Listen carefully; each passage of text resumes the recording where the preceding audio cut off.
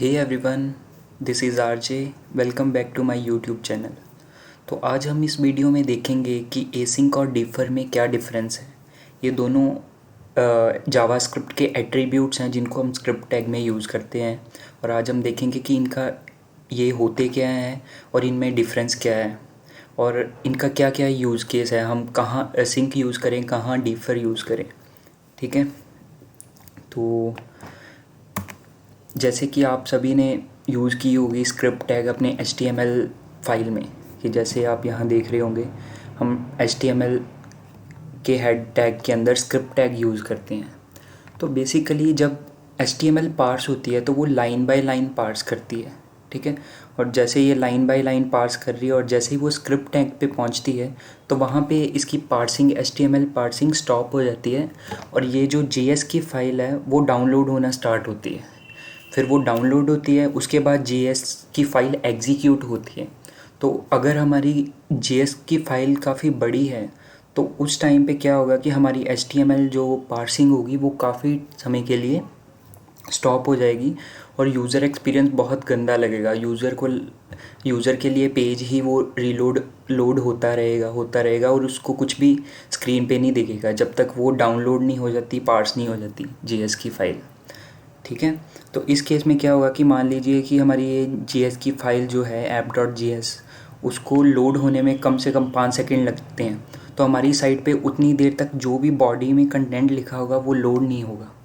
ठीक है, वो पार्सिंग कंप्लीट होगी, डाउनलोड होगी, एग्जीक्यूशन होगी, तभी उसके बाद HTML की पार्सिंग आगे कंटिन्यू होगी। ठीक है, तो इस प्रॉब्लम को ओवरकम करने के लिए हमारे पास दो एट्रीब्यूट्स हैं, एसिंक एंड डिफ़र। ठीक है, तो आगे हम देखते हैं कि इनमें क्या क्या डिफरेंस है दोनों में। अब जैसे आप देख रहे होंगे कि अगर हमने नॉर्मल स्क्रिप्ट टैग यूज़ किया तो क्या होता है कि HTML पार्सिंग होती है और जैसे ही उसको कोई स्क्रिप्ट टैग दिखती है तो वहाँ से वो HTML पार्सिंग स्टॉप हो जाती है और JS की डाउनलोडिंग स्टार्ट हो जाती है। ठीक है, जैसे ही JS जो हमारी फ़ाइल है वो डाउनलोड कंप्लीट होती है उसके बाद उसकी JS एग्जीक्यूटिंग होना स्टार्ट हो जाता है। ठीक है, और उसके बाद फिर रिमेनिंग जो HTML पार्सिंग है वो कंटिन्यू होती है। यह है नॉर्मल स्क्रिप्ट के केस में, अगर हमने एसिंक या डिफ़र एट्रीब्यूट यूज़ नहीं किया है। और अगर हमने एसिंक एट्रीब्यूट यूज़ किया है अपने स्क्रिप्ट टैग में तो उसमें क्या होगा कि HTML पार्सिंग कंटिन्यू होती रहेगी और जैसे ही उसको स्क्रिप्ट टैग दिखेगा रास्ते में तो वो उसका डाउनलोड करना स्टार्ट कर देगी और HTML पार्सिंग भी कंटिन्यू ही रहेगी। जब उसकी डाउनलोड कंप्लीट हो जाएगी वो फिर HTML पार्सिंग को स्टॉप कर देगी और JS को एग्जीक्यूट करना स्टार्ट कर देगी और जैसे ही एग्जीक्यूशन उसकी कंप्लीट हो जाएगी HTML पार्सिंग फिर से कंप्लीट स्टार्ट हो जाएगी। ठीक है, तो इस केस में क्या है कि एसिंक में एक और चीज़ है कि जैसे हमारे मल्टीपल हमने स्क्रिप्ट टैग्स ऐड करी हुई हैं तो वो क्या होंगे कि जैसे ही एक डाउनलोड हुई वो एग्जीक्यूट होना स्टार्ट हो जाएगी, दूसरी डाउनलोड हुई वो एग्जीक्यूट होना स्टार्ट हो जाएगी। तो इसमें ऑर्डर नहीं मैटर करता। अगर हमने app.js एक 1 है और एक app2.js है तो जैसे अगर app2.js अगर छोटी है और वो डाउनलोड पहले होगी तो वो एग्जीक्यूट साथ ही हो जाएगी। तो मतलब इसमें जो स्क्रिप्ट का ऑर्डर है वो मैटर नहीं करता, जैसे ही कोई भी फाइल डाउनलोड होगी वो साथ ही एग्जीक्यूट हो जाएगी।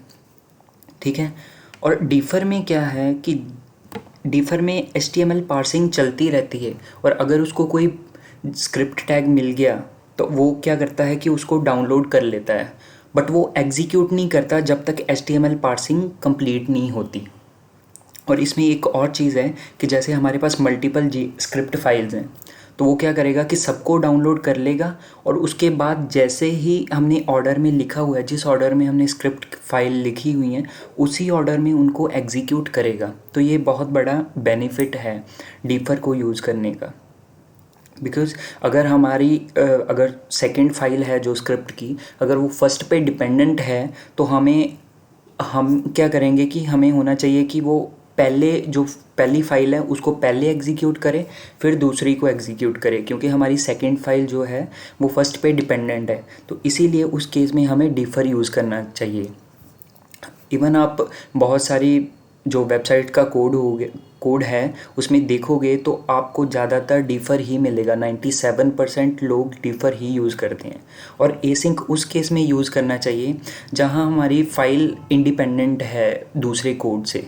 जैसे हम गूगल एनालिटिक्स की JS ऐड करते हैं तो वो इंडिपेंडेंट है, वो कभी भी लोड हो जाए, डाउनलोड हो, एग्जीक्यूट हो, उसका कोई बाकी JS की फ़ाइल से लेना देना नहीं है। तो उस केस में हम एसिंक यूज़ करना चाहिए।